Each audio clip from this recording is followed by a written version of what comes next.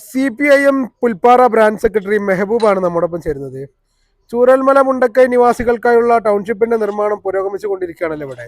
അപ്പം ടൗൺഷിപ്പിന്റെ നിർമ്മാണ പ്രവൃത്തികൾ പൂർത്തീകരിച്ചാൽ പ്രദേശവാസികൾക്ക് ഏതെല്ലാം തരത്തിൽ ഉപകാരപ്പെടുമെന്നാണ് നാട്ടുകാരെന്ന നിലയ്ക്ക് താങ്കൾക്ക് തോന്നുന്നത്? ചൂരൽമല മുണ്ടക്കൈ പ്രദേശവാസികളെ ഇവിടേക്ക് പിന്നെ കൊണ്ടുവരുന്നതോടൊപ്പം തന്നെ ഈ പ്രദേശവാസികൾക്ക് ഈ പദ്ധതി ഏറെ ഗുണം ചെയ്യുന്ന രീതിയിലേക്കാണ് കാര്യങ്ങൾ കാണുന്നത്. ഈ പ്രദേശം എന്ന് പറഞ്ഞു കഴിഞ്ഞാൽ 2-3 വർഷങ്ങൾക്ക് മുമ്പ് പുലി, കടുവ, വന്യമൃഗങ്ങൾ ഇറങ്ങി, അതേപോലെ പന്നിയുടെ ശല്യമൊക്കെ കൂടെ വളരെയധികം പ്രയാസപ്പെട്ട ഒരു പ്രദേശമായിരുന്നു. ഇപ്പോൾ അതിനൊരു മാറ്റം വരാൻ പോവാണ്. പ്രദേശത്ത് വഴിയില്ലായിരുന്നു. ഇപ്പോൾ വഴിക്ക് ഇപ്പോൾ ഒരുപാട് വഴികളാണ് ഈ പുൽപ്പാറ എസ്റ്റേറ്റിലേക്ക് അല്ലെങ്കിൽ ഈ ടൗൺഷിപ്പ് പ്രദേശത്തേക്ക് വരുന്നത്. അപ്പോൾ നാട്ടുകാരുടെ നിലക്ക് വളരെയധികം ഗുണം ചെയ്യുന്ന രീതിയിലേക്കാണ് പോകുന്നത്. പിന്നെ ഇവിടെ വരുന്ന നിരവധി പദ്ധതികൾ ഇവിടെ വരുന്നുണ്ട്. ഇപ്പോൾ ക്ലബ്ബായാലും ഗ്രൗണ്ടായാലും പിന്നെ ഇപ്പോൾ സ്കൂളുകൾ വരുന്നുണ്ട്. ഇപ്പോൾ നമ്മുടെ കൽപ്പറ്റയിലുള്ള GLP സ്കൂള് ഇങ്ങോട്ട് മാറ്റാനുള്ള അംഗീകാരം കൂടി കിട്ടിയിട്ടുണ്ട്. അപ്പോൾ അങ്ങനെ നിരവധി പദ്ധതികളാണ് ഇവിടെ വരുന്നത്. അപ്പോൾ പ്രദേശവാസികൾക്ക് കൂടി ഇത് കൂടി ഉപയോഗിക്കാൻ കഴിയും. ഈ പ്രദേശത്ത് 200ഓളം ആളുകൾ ഇവിടെ താമസിക്കുന്നുണ്ട്. അവർക്ക് ഈ പദ്ധതിൻ്റെ ഗുണം കൂടി കിട്ടുമെന്നാണ് നോക്കിക്കാണാൻ കഴിയുന്നത്. നിർമ്മാണ പ്രവൃത്തികൾ പുരോഗമിച്ചുകൊണ്ടിരിക്കുന്ന ടൗൺഷിപ്പിന്റെ നിർമ്മാണ പ്രവൃത്തി പൂർത്തിയായാൽ നാട്ടുകാരുടെ അടിസ്ഥാന സൗകര്യങ്ങൾ ഏതെങ്കിലും തരത്തിൽ വർദ്ധിക്കുമെന്ന് താങ്കൾക്ക് പ്രതീക്ഷയുണ്ടോ?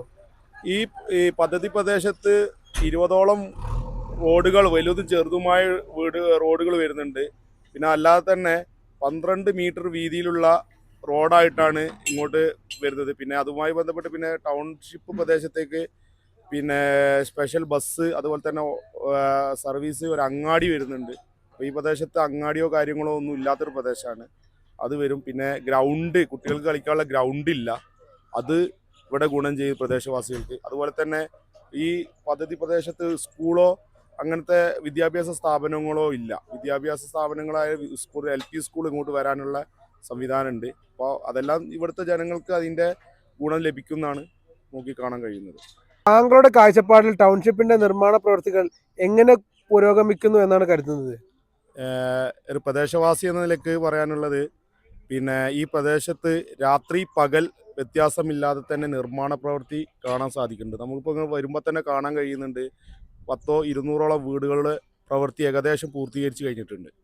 ഇപ്പോൾ രാത്രി ഏകദേശം ഞാൻ ഒരു 8 മണി 9 മണി ജോലി കഴിഞ്ഞ് വരുമ്പോൾ തന്നെ 10 മണി, രാത്രി 12 മണി വരെ ഏകദേശം പണികൾ നടക്കുന്നുണ്ട്. 1000ഓളം പണിക്കാർ ഇവിടെ നിലവിലുണ്ടെങ്കിലും രാത്രിയും പകൽ വ്യത്യാസമില്ലാതെ നിരന്തര പ്രവർത്തനങ്ങൾ നടത്തുന്നുണ്ട്.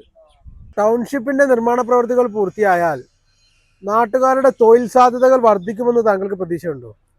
ഇവിടെ താമസിക്കുന്ന ഒരു 100-200 ആളുകളുണ്ട്. ഇപ്പോൾ പുറത്ത് കൽപ്പറ്റ ടൗണിലുള്ള പ്രദേശത്തുള്ള ആളുകൾ കടകളിലൊക്കെയാണ് ജോലിക്ക് പോകുന്നത്. ഇപ്പോൾ അവർക്ക് സ്വയം തൊഴിലിനുള്ള സംവിധാനങ്ങളെല്ലാം ഈ ടൗൺഷിപ്പ് പദ്ധതിയിലുണ്ട്. അതുകൂടി നാട്ടുകാർക്ക് കൂടി പ്രയോജനപ്പെടുമെന്നാണ് നോക്കിക്കാണാൻ കഴിയുന്നത്.